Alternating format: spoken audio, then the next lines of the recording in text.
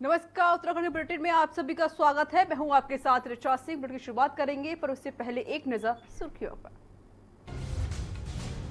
उत्तराखंड के जंगलों में लगी आग की खबरें झूठी, सीएम ने ट्वीट कर बताई सच्चाई। सीएम बोले दुष्प्रचार से बचे। 30 मई को मोदी सरकार के दूसरे कार्यकाल का 1 साल पूरा। उत्तराखंड में बीजेपी गिनाएगी सरकार की उपलब्धियां। कार्यकर्ता घर घर जाकर करेंगे लोगों को जागरूक। कोरोना पर नैनीताल हाईकोर्ट सख्त। उत्तराखंड सरकार को दिए आदेश, टेस्टिंग की क्षमता बढ़ाने के निर्देश। रुद्रपुर में एक व्यापारी में कोरोना वायरस की पुष्टि। हार्ट का इलाज कराने अस्पताल पहुंचा था व्यापारी। गांव सील, 22 लोग किए गए क्वारंटाइन। उत्तराखंड में प्रवासी मजदूरों का आना जारी। यूपी बिहार के कई मजदूरों को भेजा गया उनके घर, राशन किट भी दी गई। और उत्तराखंड में अगले 2 दिनों तक ओलावृष्टि और बिजली गिरने की चेतावनी। अलकनंदा और सहायक नदियों का जलस्तर बढ़ा। आप देख रहे हैं के न्यूज, खबरों का सारथी। खबरों की शुरुआत करती है। मुख्यमंत्री त्रिवेंद्र सिंह रावत ने सचिवालय में मुख्यमंत्री स्वरोजगार योजना का शुभारंभ किया। मुख्यमंत्री त्रिवेंद्र ने अधिकारियों को निर्देश दिए कि इस योजना की जानकारी गांव-गांव तक पहुंचाई जाए, ताकि युवा इस योजना का लाभ उठा सके। जनप्रतिनिधि एवं जिला स्तरीय अधिकारियों के माध्यम से योजना का व्यापक प्रचार प्रसार किया जाए। आत्मनिर्भर बनाने के लिए सरकार की स्कीम। मुख्यमंत्री स्वरोजगार योजना का हुआ शुभारंभ।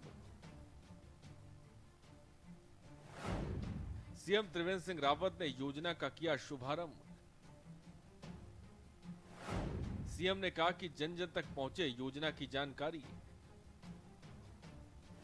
योजना की जानकारी गांव-गांव तक पहुंचाई जाए, सभी को मिले योजना का लाभ। युवाओं को मिलेगा स्वरोजगार का अवसर। रिवर्स पलायन को मिलेगा बढ़ावा। प्रवासी और युवाओं को प्रदेश में ही रोजगार का मौका। रोजगार के लिए परियोजनाओं पर मिलेगा ऋण। विनिर्माण में 25 और सेवा क्षेत्र में 10 लाख तक का मिलेगा ऋण। बेरोजगार युवा खुद के व्यवसाय के लिए होंगे प्रोत्साहित। मार्जिन मनी होगी अनुदान के रूप में समायोजित। मुख्यमंत्री स्वरोजगार योजना में पात्रता की शर्तें एवं अर्हता। आवेदन की प्रक्रिया एवं योजना का क्रियान्वयन। ऑनलाइन और मैनुअल आवेदन कर सकते हैं आवेदक। लॉकडाउन के बाद देश में मजदूरों और गरीबों की बढ़ती दुर्दशा को लेकर एक बार फिर मंगलौर के कांग्रेस विधायक काजी निजामुद्दीन ने केंद्र सरकार और प्रदेश सरकार को घेरा है। काजी निजामुद्दीन ने लॉकडाउन के लगने के बाद जो मजदूर पैदल अपने घरों के लिए सड़कों पर निकले और भूख से मरने वाले मजदूरों पर दुख जताते हुए सरकार पर गंभीर आरोप लगाए हैं। उन्होंने कहा कि केंद्र और प्रदेश सरकार पूरी तरह से विफल हो चुकी है।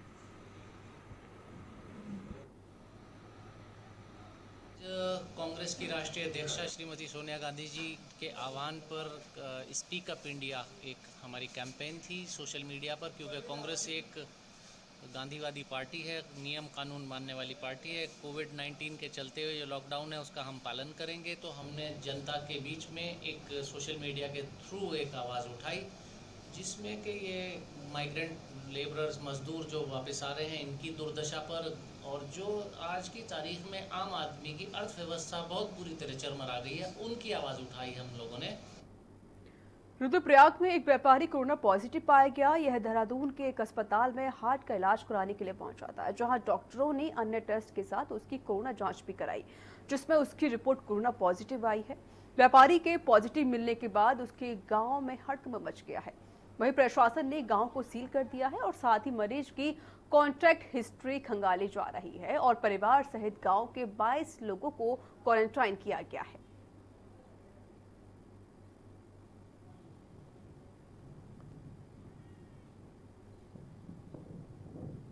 पॉजिटिव आया है, जो देहरादून में भर्ती था इंद्रेश हॉस्पिटल में, और वहीं प्राइवेट लैब में उनकी जांच हुई थी। कल ही शाम को उसकी रिपोर्ट वहाँ जांच का ही हुआ था। तो जब पता चला तो हमने उस कंटैक्ट ट्रेसिंग कराई। पुलिस प्रशासन स्वास्थ्य सभी वहाँ गए उनके गांव में जाके पूरा हिस्ट्री कंटैक्ट हिस्ट्री हो गया, उनको हम लोगों ने लिया।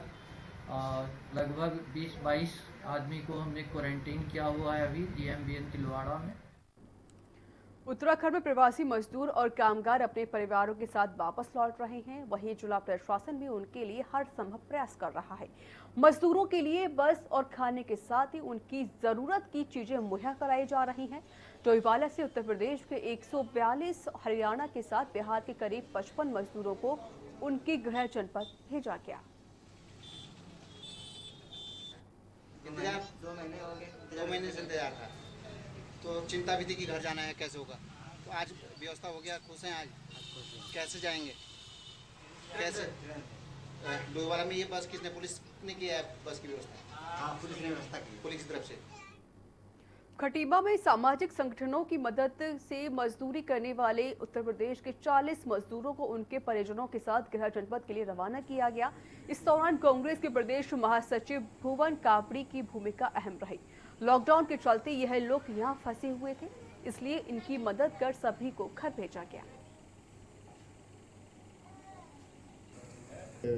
टनकपुर से कुछ मजदूर जो नदी में काम करते थे, पानी खुल गया तो उनको वहाँ से भेज दिया गया। रात को यहाँ से निकल रहे थे तो हमारे साथी हरीश तिवारी जी ने अपनी टाल पे इनको रोका और रात का खाना गुरुद्वारे से करवाया गया। और उसके बाद हम लोगों ने देखा कि इनको सीतापुर तक जा रहे हैं। उनके साथ 16 छोटे छोटे बच्चे हैं जिनकी उम्र 8 साल से भी कम है। और साथ ही फिर पीछे से इनके साथी और 45 लोग आए। तो हमने स्थानीय प्रशासन से बात करी और कांग्रेस का खटीमा ने और हरीश तिवारी जी हम सब लोगों के सहयोग से एक बस हम लोगों ने कराई यहाँ पर। और यहाँ वक्त एक छोटे से ब्रेक का हो चला है। ब्रेक के बाद जल्द हाजिर होंगे।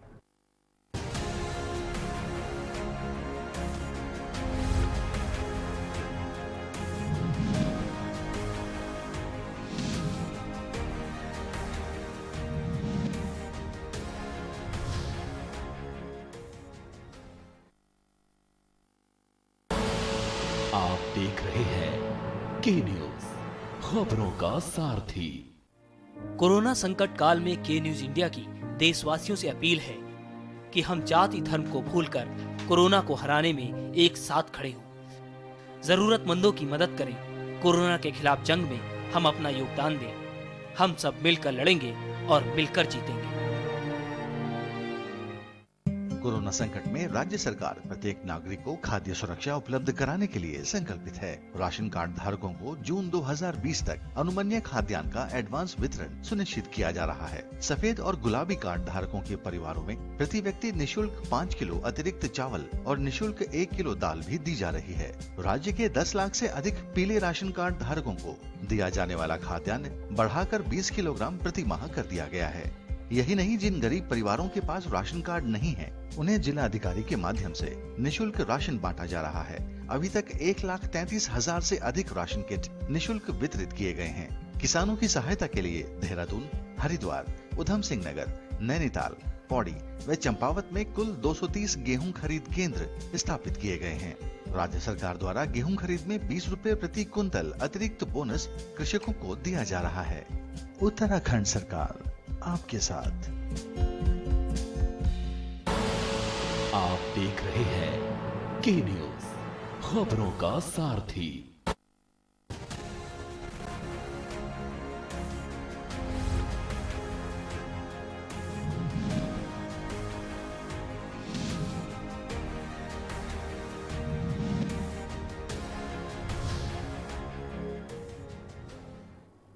ब्रेक के बाद स्वागत है। खबरों में आगे बढ़ते हैं। कोरोना महामारी है और सरकार लगातार लोगों को बचाने के प्रयास कर रही है, जिसके लिए लॉकडाउन 4 लागू करने के साथ ही तमाम तरह की ढील भी जनता को दी गई है। हर कोई इस कोरोना आपदा से त्रस्त है और वही शादी की रस्में भी बहुत ही कम लोगों की उपस्थिति में साधारण तरीके से संपन्न कराई जा रही है। आपको बता दें कि डोईवाला के सत्तीवाला में हीरालाल की बेटी शिवानी की बारात डोईवाला के ही रेशम माजरी गांव में आई, जहां दूल्हे ने कुछ रिश्तेदारों और मेहमानों के साथ कार से जब दुल्हन के घर पहुंचा तो बारात का स्वागत सैनिटाइज किया।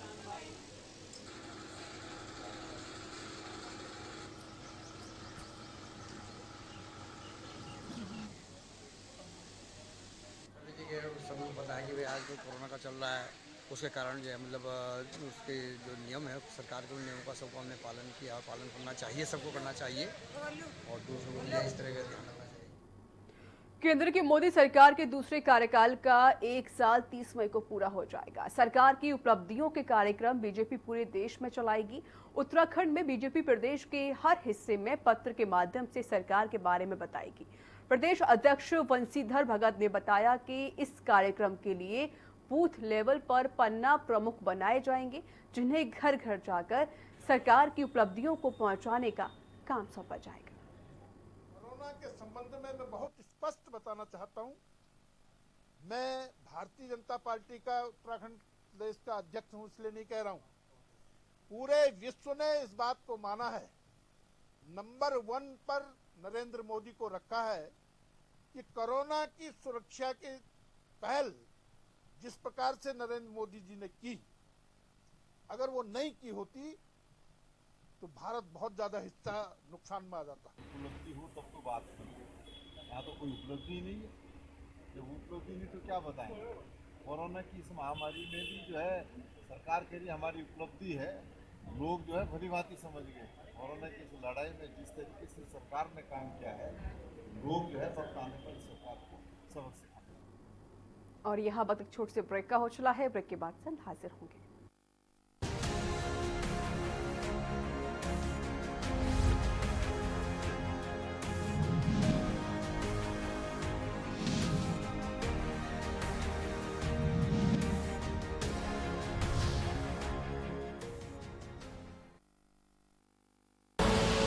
आप देख रहे हैं के न्यूज, खबरों का सारथी। वैश्विक महामारी कोरोना के खिलाफ आज पूरा देश प्रधानमंत्री श्री नरेंद्र मोदी जी के नेतृत्व में बेहतर स्वास्थ्य और सुरक्षित भविष्य के लिए लड़ाई लड़ रहा है। उत्तराखंड सरकार दूसरे राज्यों में रह रहे अपने प्रत्येक उत्तराखंड वासी की पूरी सुरक्षा के लिए कृत संकल्पित है। अन्य राज्यों में फंसे हुए समस्त लोगों को सतर्कता के साथ एवं मेडिकल शर्तों को पूरा करते हुए जल्द से जल्द उन्हें घर वापस लाया जा रहा है। हमारे पास सारी व्यवस्थाएं हैं। इसी वजह से हमने निर्णय लिया है कि हम अपने सभी भाइयों एवं बहनों को वापस लाएंगे। हम सभी प्रवासियों को निशुल्क ला रहे हैं तथा भोजन आदि की व्यवस्था भी निशुल्क की जा रही है। आपसे अपील है कि अपना संयम व धैर्य बनाए रखें। कोविड-19 से सुरक्षा के लिए सरकार के दिशा निर्देशों का पालन करें। उत्तराखंड सरकार आपको सुरक्षित व चरणबद्ध रूप से ला रही है। कोरोना हारेगा, भारत जीतेगा।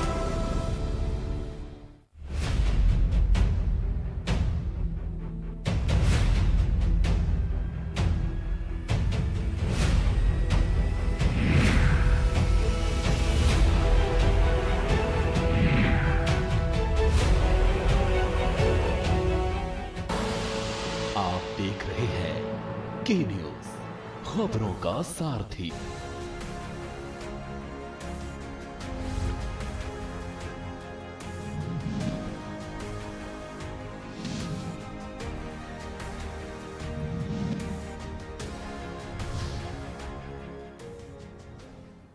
ब्रेक के बाद स्वागत है। खबरों में आगे बढ़ते हैं। कोरोना महामारी से बचने के लिए पिथौरागढ़ पुलिस लगातार लोगों को जागरूक कर रही है। पुलिस उपाधीक्षक राजन सिंह रौतेला ने कुमाऊनी भाषा में मैदानी क्षेत्रों से घरों को लौट रहे प्रवासियों से होम और संस्थागत क्वारंटाइन के नियमों का पालन करने की अपील की है। साथ ही किसी भी परेशानी होने पर स्थानीय पुलिस को सूचना देने की बात कही और कहा कि और घरों से बिना मास्क निकलने के लिए मना किया है।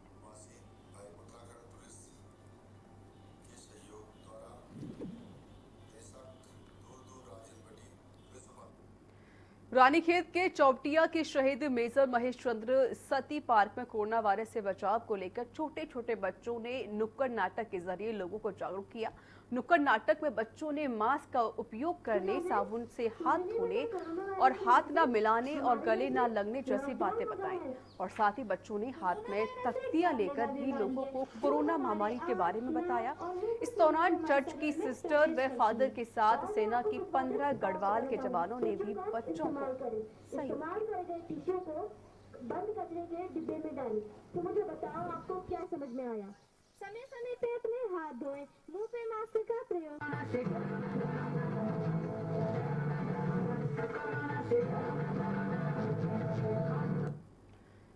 रुद्रपुर में नगर आयुक्त के खिलाफ बीजेपी पार्षदों का प्रदर्शन रुकने का नाम नहीं ले रहा है और अब बीजेपी पार्षद जनप्रतिनिधियों के आवास पर पहुंचकर नगर आयुक्त को हटाने की मांग कर रहे हैं।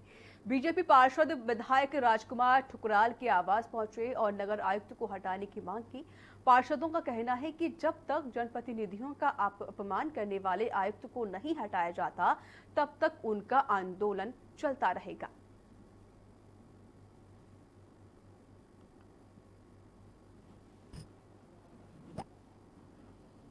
पार्टी के विधायक श्री राजकुमार ठुकराल जी के पास गए और वहां पर सांकेतिक धरना देते हुए हमने उनको ज्ञापन सौंपा और उनसे कहा कि जब तक यह एमएनए इस नगर निगम में है तब तक भाजपा और भाजपा समर्थित कोई भी पार्षद नगर निगम परिसर में नहीं जाएगा और ना ही नगर निगम के किसी कार्य में भाग लेगा। और इस बीच वक्त एक छोटे से ब्रेक का हो चला है। ब्रेक के बाद जल्द हाजिर होंगे।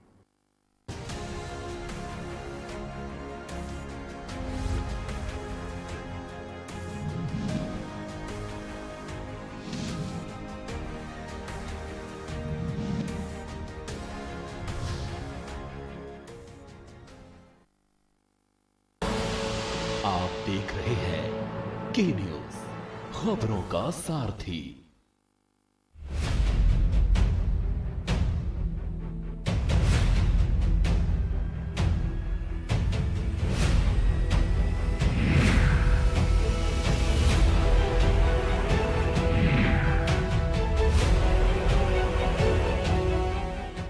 कोरोना संकट में राज्य सरकार प्रत्येक नागरिक को खाद्य सुरक्षा उपलब्ध कराने के लिए संकल्पित है। राशन कार्ड धारकों को जून 2020 तक अनुमन्य खाद्यान्न का एडवांस वितरण सुनिश्चित किया जा रहा है। सफेद और गुलाबी कार्ड धारकों के परिवारों में प्रति व्यक्ति निःशुल्क 5 किलो अतिरिक्त चावल और निःशुल्क 1 किलो दाल भी दी जा रही है। राज्य के 10 लाख से अधिक पीले राशन कार्ड धारकों को दिया जाने वाला खाद्यान्न बढ़ाकर 20 किलोग्राम प्रति माह कर दिया गया है।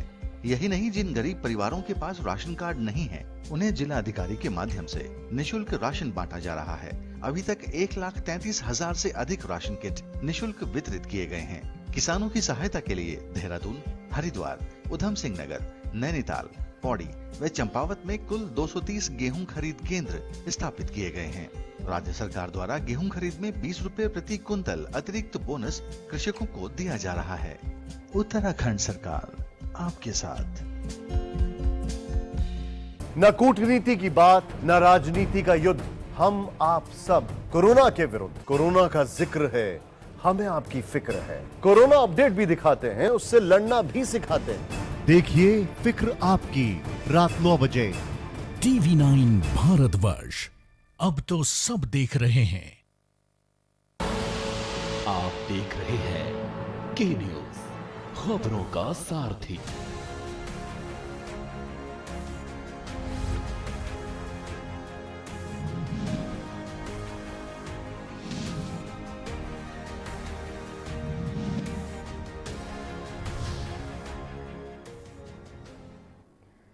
ब्रेक के बाद स्वागत है। खबरों में आगे बढ़ते हैं। लॉकडाउन में सरकार श्रमिकों को एक और राहत देने जा रही है। श्रम विभाग उत्तराखंड पंजीकृत श्रमिकों को अब राशन की किट भी उपलब्ध कराएगा। अल्मोड़ा में पहुंचे श्रमिकों को राशन किट बांटना शुरू कर दिया गया है। इससे पहले श्रम विभाग द्वारा श्रमिकों के खाते में 1,000 की 2 किस्त उनके खाते में डाली जा चुकी है।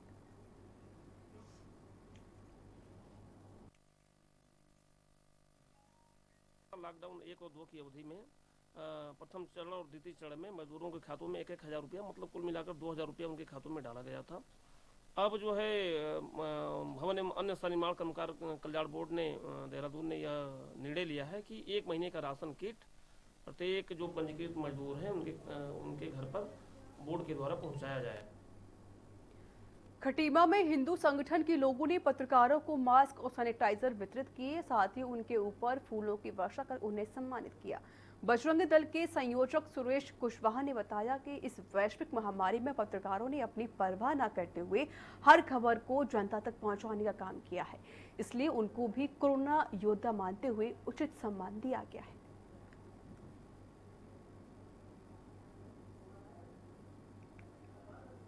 प्रेम प्रकाश शर्मा जी से आग्रह करूँगा कि आप सैनिटाइजर लेके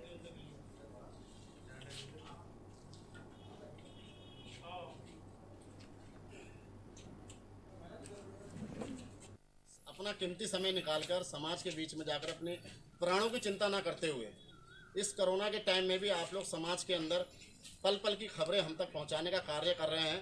तो वास्तव में तो आप भी एक कोरोना योद्धा के रूप में समाज के बीच में आप लोग काम कर रहे हैं। राष्ट्रीय बजरंग दल ने विचार किया है कि आप लोगों का भी मान सम्मान होना चाहिए और हमारा इस राज्य की सरकार से भी आग्रह है कि पत्रकार बंधुओं का आपने भी कुछ ना कुछ सोचकर इनके मान सम्मान की चिंता करनी चाहिए।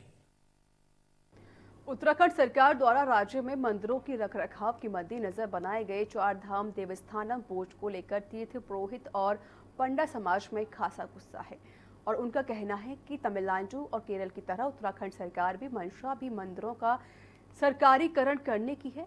इस पर अब विवाद शुरू हो गया है। बीजेपी और कांग्रेस भी एक दूसरे पर हमलावर हो गई है। रिपोर्ट देखिए। देवस्थानम बोर्ड को लेकर तीर्थ पुरोहितों में गुस्सा, चारों धामों के पंडा समाज में भी दिख रहा गुस्सा। बोर्ड को लेकर बीजेपी कांग्रेस में भी दिखे वार। बीजेपी ने कहा सबके हक बरकरार रहेंगे। देवस्थानम एक्ट पर हो पुनर्विचार कांग्रेस। उत्तराखंड सरकार द्वारा राज्य में मंदिरों के रखरखाव के मद्देनजर बनाए गए चार धाम देवस्थानम बोर्ड को लेकर तीर्थ पुरोहित और पंडा समाज में खासा गुस्सा है और उनका कहना है कि तमिलनाडु और केरल की तरह से उत्तराखंड सरकार भी मंशा भी मंदिरों का सरकारीकरण करने की है। बता दें कि राज्य के चार धामों सहित 51 मंदिरों की देखरेख के लिए राज्य सरकार ने फरवरी महीने में देवस्थानम एक्ट बनाया था। इसके बाद से ही एक्ट का विरोध हो रहा है। बीजेपी सांसद सुब्रमण्यम स्वामी नैनीताल हाईकोर्ट में देवस्थानम एक्ट के खिलाफ PIL भी दाखिल कर चुके हैं। हाईकोर्ट इस मामले में सरकार को नोटिस जारी कर चुका है। चारों धामों और अन्य मंदिरों के तीर्थ पुरोहित पंडे हकूकधारी लगातार इस एक्ट और बोर्ड का विरोध कर रहे हैं।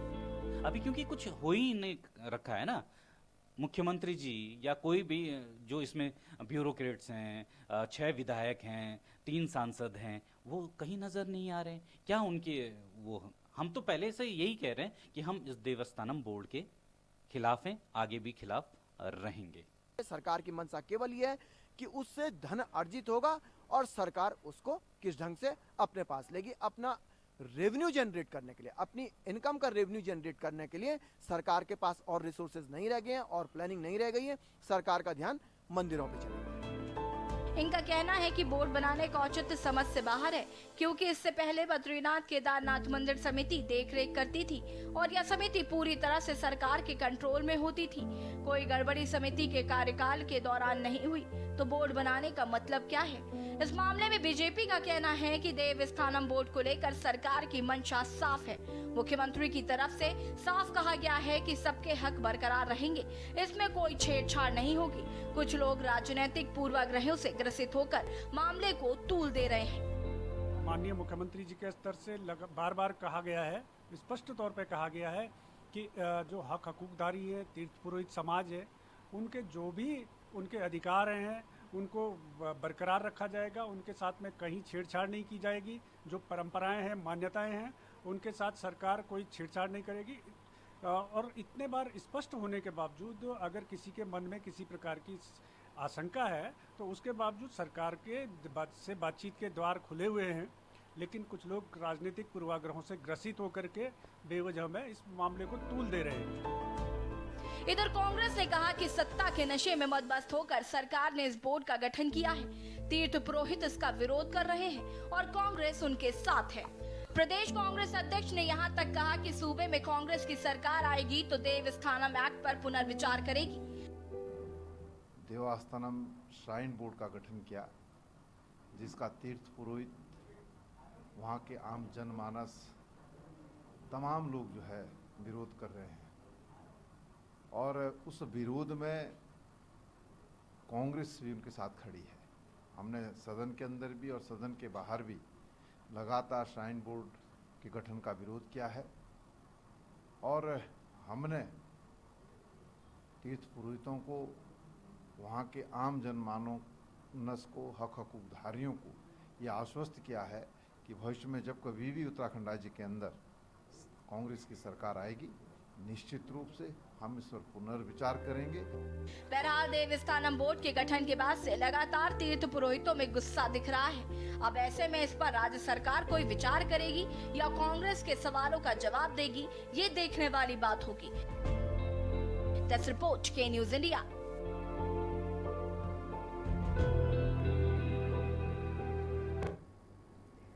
तो इसी के साथ उत्तराखंड के बुलेटिन में इतना ही। आगे देखिए उत्तर प्रदेश की खबरें।